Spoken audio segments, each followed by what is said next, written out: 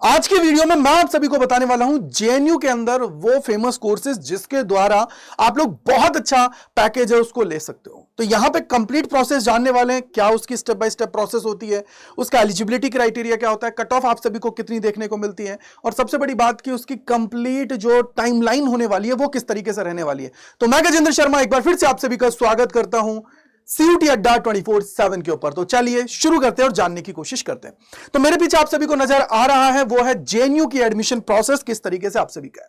तो सबसे पहले मैं यहां पे बताऊंगा कि जेएनयू के बारे में कभी एस्टैब्लिश हुई तो 1969 के अंदर हुआ, न्यू दिल्ली के अंदर लोकेटेड है। टॉप सेंट्रल यूनिवर्सिटीज में इसका नाम आप सभी को देखने को मिलता है और बेसिकली ह्यूमैनिटीज के कोर्सेज हैं, लैंग्वेज है, साइंस एंड सोशल साइंस के जो कोर्सेज हैं उनके लिए बहुत ज्यादा फेमस है और सबसे ज्यादा जो अपनी लैंग्वेजेस के कोर्सेज है ना उसके लिए बहुत ज्यादा फेमस है। जैसे हुआ जर्मन हुआ, स्पेनिश हुआ, इसके अलावा कोरियन लैंग्वेज हुआ, तो इनके लिए ये बहुत ज्यादा फेमस है। तो आप लोग अगर सोच रहे हो अपना कैरियर की फॉरेन लैंग्वेजेस के अंदर तो आप लोगों के लिए सबसे बेस्ट ऑप्शन है। सीयूटी के थ्रू ये अपना एडमिशन है वो कंडक्ट कराती है। अगर मैं यहीं पे इसकी और चीजों की बात करूं कि क्या पूरी एडमिशन प्रोसेस है तो सिंपली देखो, आप सभी को सबसे पहले इनका कोई से अलग से एंट्रेंस एग्जाम नहीं होता है। सबसे पहले आप सभी को सीयूटी का एप्लीकेशन फॉर्म है उसको फिल करना है, देन वहां पे पेपर सेलेक्ट करने हैं, पेपर सेलेक्ट करने के बाद में आप लोगों को एग्जाम दे देना है एनटीए का, आपका रिजल्ट आ जाएगा, फिर आप लोगों की पूरी काउंसलिंग प्रोसेस होगी जेएनयू का खुद का पोर्टल है उसके थ्रू, और फिर जो आपका यहां पे एडमिशन होने वाला है प्योरली जो आपका सीयूटी का स्कोर है उसके बेसिस पर होगा। यहां पे क्या होता है, परसेंटेज आप सभी का निकाला जाता है, जैसे 60% हुआ, 75% हुआ। अब ये किसका है, जो आप लोगों का सीयूटी में लैंग्वेज और जो जीएटी का स्कोर आ रहा है उसके ऊपर। मैं आगे आप भी बात करूंगा, पूरी चीजें मैं आपको समझाने वाला हूं, टेंशन ना लीजिए। आगे अगर हम लोग चलते हैं तो यहीं पे आप देखोगे स्टेप बाय स्टेप प्रोसेस क्या है। तो मैंने आप सभी को अभी बताया कि सबसे पहले सीयूटी में रजिस्ट्रेशन करना है आप सभी को, फिर आप लोगों को एग्जाम के अंदर अपीयर होना है, रिजल्ट आएगा, फिर आप लोगों का जेएनयू का काउंसलिंग पोर्टल है उसके अंदर आप लोगों को जाना है, डॉक्यूमेंट्स अपलोड करना है, अपनी प्रेफरेंसेस को उसके अंदर फिल करना है, फिर आप लोगों का मेरिट लिस्ट और सीट एलोकेशन आप सभी का आएगा, देन आप लोगों को फी पेमेंट करनी है और वो सारी चीजें आप सभी के लिए उसके अंदर होने वाली है। अगर मैं यहीं पे आगे चलता हूं तो आप सभी यहां पे देखेंगे कि सर एलिजिबिलिटी क्राइटेरिया आप सभी का क्या होने वाला है, किस तरीके से आप लोगों का होने वाला है।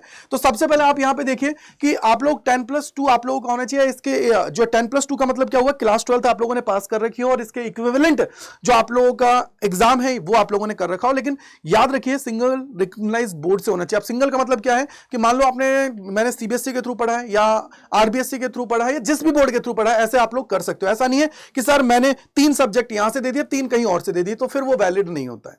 तो जिसमें मैक्सिमम सब्जेक्ट आप सभी के होंगे उसी मार्कशीट को ये मानते हैं। तो इसलिए आपको ध्यान रखना है कि ये सिंगल रिकॉग्नाइज्ड बोर्ड से आप सभी का होना चाहिए। जैसे 12th अगर आरबीएससी से कर रखा है ओके, अगर ओपन से कर रखा है तो भी ओके है। तो ये थोड़ा सा ध्यान रखने की जरूरत है। इसके बाद में अगर मैं मिनिमम परसेंटेज की बात करूं तो 50% है, और जो रिलैक्सेशन है आप सभी का एससी एसटी पीडब्ल्यूडी कैंडिडेट्स है उनके लिए आप सभी का होता है।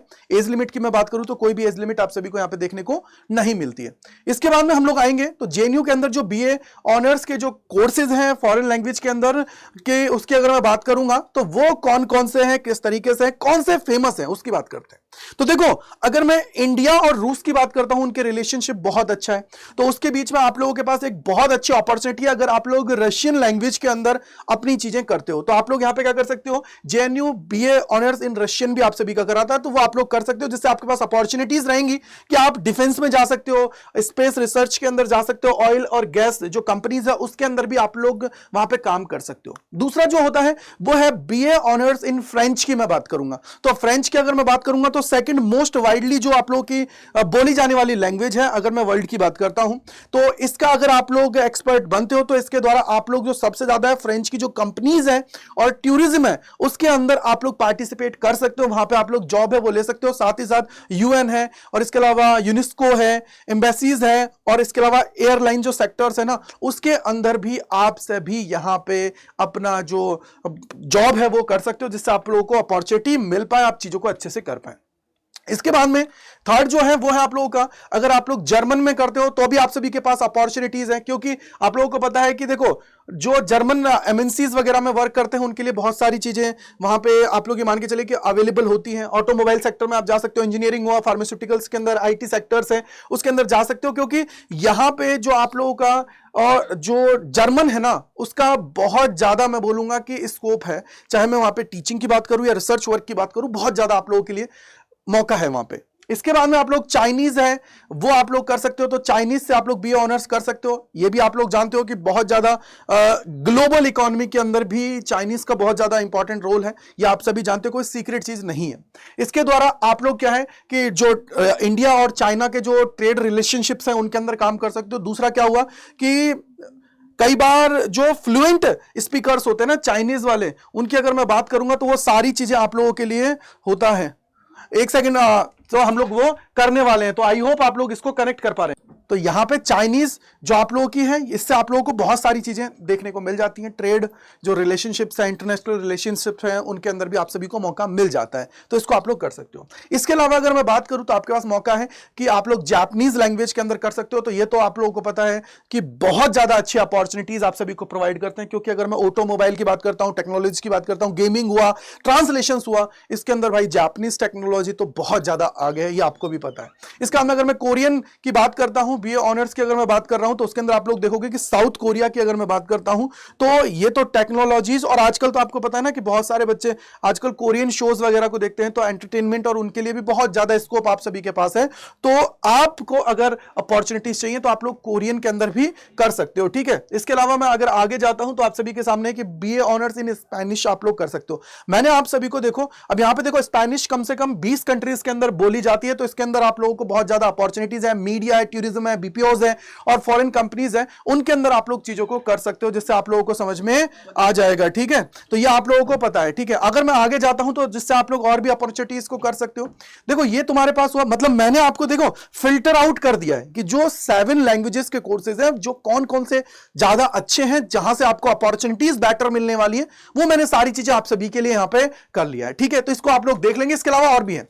अब यहां पे कि मैं क्यों जेएनयू को चुनूं, तो आप लोगों को पता है कि top rank central level university है, एक्सीलेंट फैकल्टीज एंड रिसर्च है, अफोर्डेबल फीस है, वाइब्रेंट आप लोगों की कैंपस लाइफ है, और सबसे बड़ी बात है कि जितने भी पॉलिटिशियन वगैरह है वो सारे के सारे कहीं ना कहीं यहीं से कनेक्टेड होते हैं, और फॉरेन लैंग्वेज के लिए तो भैया वेल नोन आप सभी का है, तो इससे आप लोग यहाँ पे चीजों को कर सकते हैं। इसके अलावा अगर मैं आगे आता हूं तो इंपॉर्टेंट इवेंट्स वगैरह कौन कौन से हैं, किस तरीके से आपकी पूरी डेट, इसकी डेट शीट रहने वाली है। तो देखो सीयूटी के एप्लीकेशन फॉर्म्स फैब के लास्ट वीक तक आप सभी को देखने को मिलेंगे।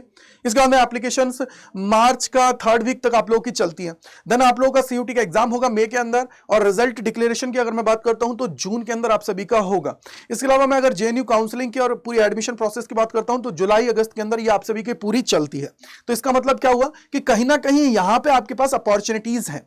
देन अगर आप लोग आगे आओगे तो ये इसका कट ऑफ का सिनेरियो है, 2025-26 की कट ऑफ ये रही है। तो अगर मैं यहां पे सेफ स्कोर की बात करता हूं तो 340 प्लस अगर स्कोर आ रहा है, क्योंकि अप्रोक्सीमेटली ये आप लोगों का 70% के आसपास है, क्योंकि देखो जनरली आप देखोगे तो 74.25 है, यानी कि ये आप लोगों का कट ऑफ मार्क्स होते हैं जो परसेंटेज के बेसिस पे, जो 500 है उसको हम लोग परसेंटेज के हिसाब से देखते हैं, तो 70% तक आप लोगों का जा रहा है। तो उस तरीके से तो मैं आपको अगर मैं सेफर साइड के लिए बोलता हूं तो 340 प्लस अगर स्कोर आ रहा है 500 में से, तो आपका काम हो जाएगा। और वहीं आयुर्वेदा में अगर आप लोग जाना चाहते हो तो 470 प्लस आप लोगों का एटलीस्ट आना चाहिए, ये आप लोगों को ध्यान रखना है। यहां पे अगर मैं 750 की बात करता हूं, मिनिमम 750 में से ये आप लोगों का इतना आना चाहिए, और आप लोग आगे भी चीजों को इसके अंदर कर सकते हो, कोई प्रॉब्लम की बात नहीं है। तो ये आपके सामने हुआ।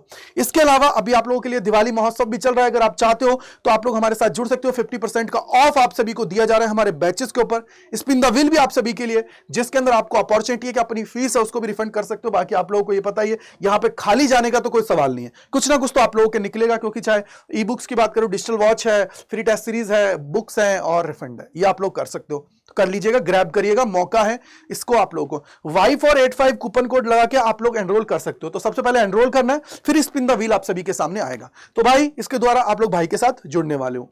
आगे अगर मैं यहां पे बात करता हूं तो आप लोग टेलीग्राम चैनल है @गजेंद्र सर फिजिक्स, इसको ज्वाइन कर लीजिएगा, जहां पे सारी चीजें आप सभी को मिल जाती हैं, ठीक है।